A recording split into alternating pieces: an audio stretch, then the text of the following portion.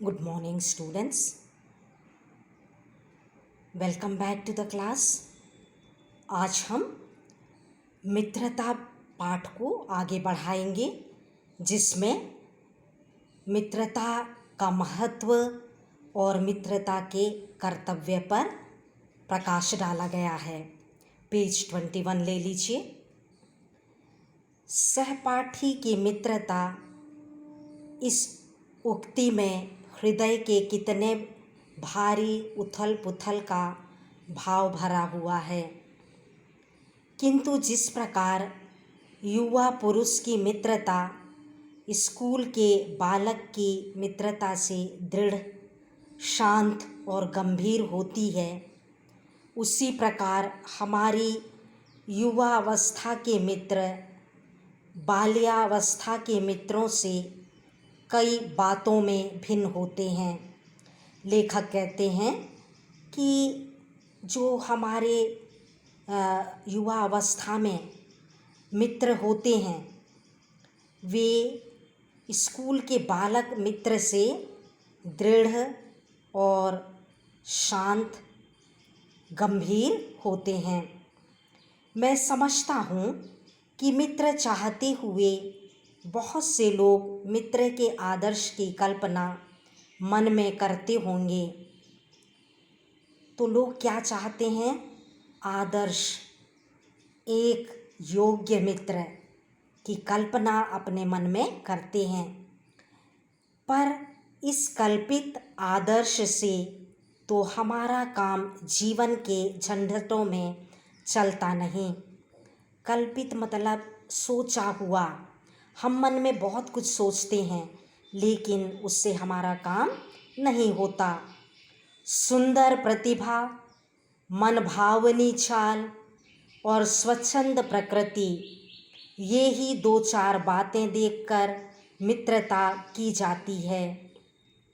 तो बिना सोचे समझे हम क्या करते हैं? अपनी युवावस्था में छोटी छोटी बातों को लेकर मित्र बना लेते हैं, ऊपरी बातों को देखकर।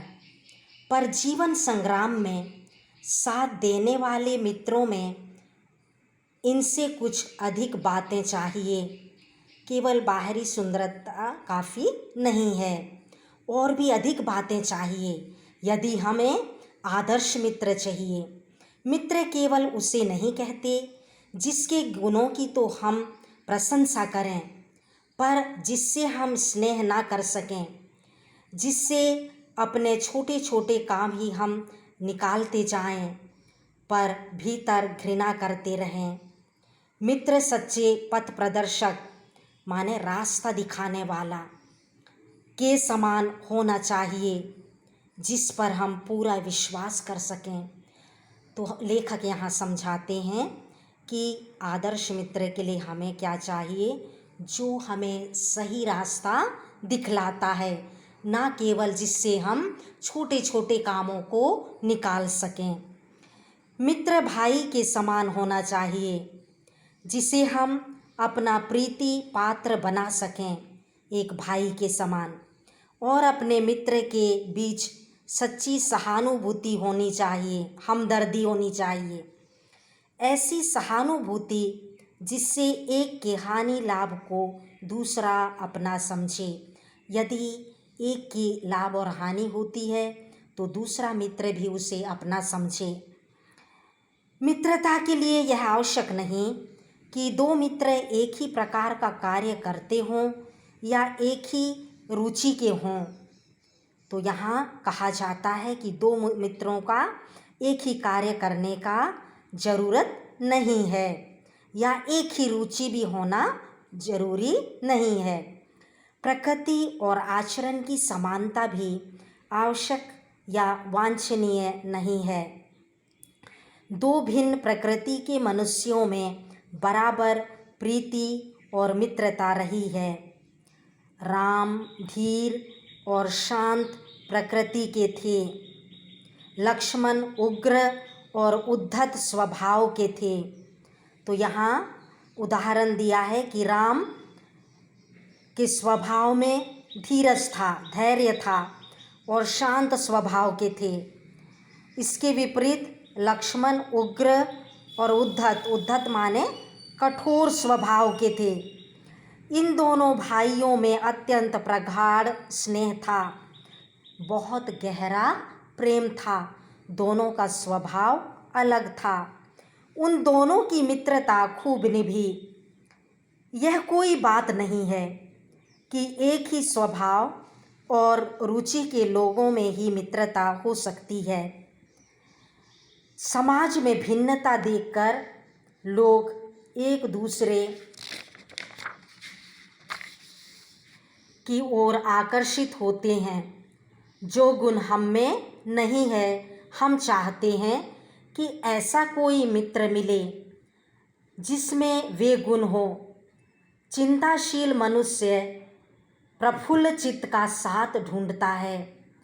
जिस व्यक्ति का स्वभाव चिंताजनक है, चिंताशील है, वह प्रफुल्ल चित्त, आनंदमय या प्रसन्नचित्त व्यक्ति को की मित्रता ढूंढता है।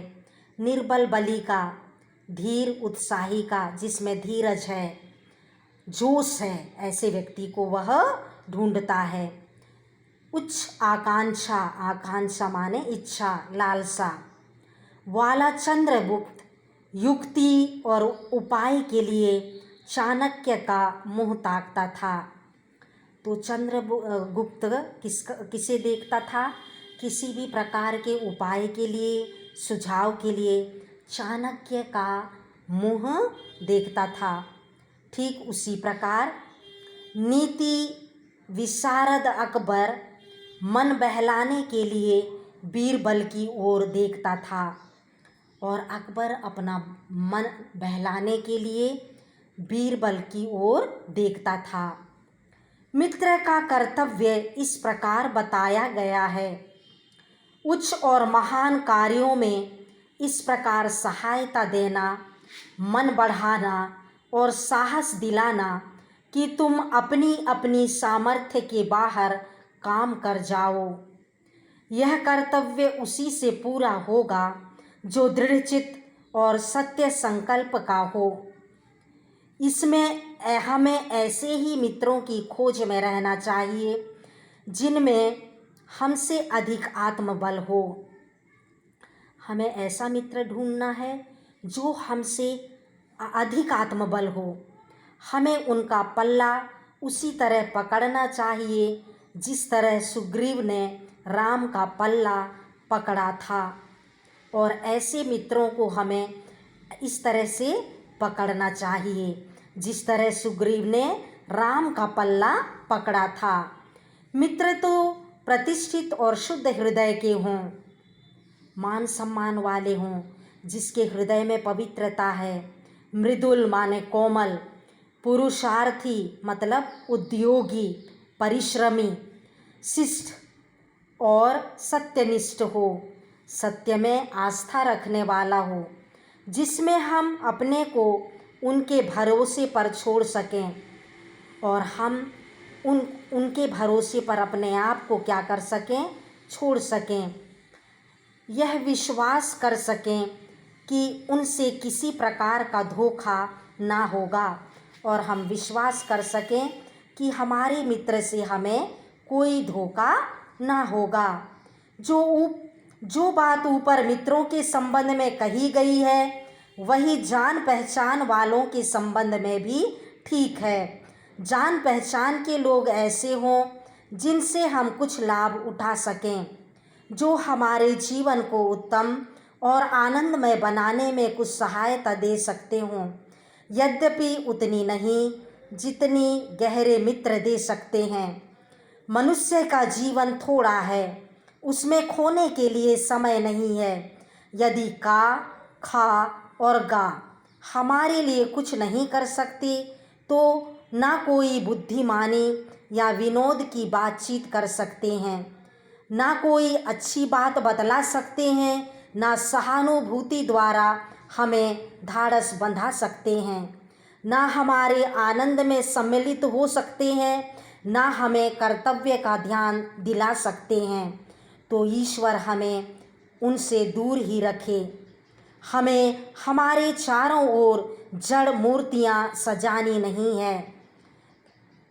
आजकल जान पहचान बढ़ाना कोई बड़ी बात नहीं है।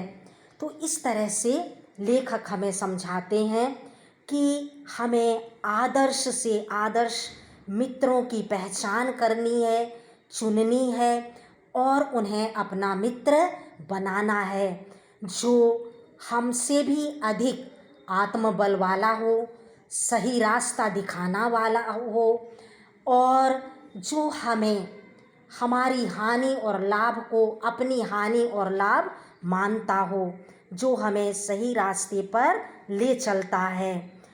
तो इस तरह से आपको अच्छी मित्रता के बारे में महत्व और मित्रता का कर्तव्य बताया है। यदि हमारे मित्र हैं तो उनके प्रति हमारा क्या कर्तव्य है। तो आप लोग आज यहीं तक हम पढ़ेंगे। अगली कक्षा में पाठ को हम कंप्लीट करेंगे। पाठ का पठन कीजिए, संदेश ग्रहण कीजिए। बहुत ही रहस्यमय ढंग से लेखक ने पाठ को प्रदर्शित किया है। Wish you all the best. God bless you.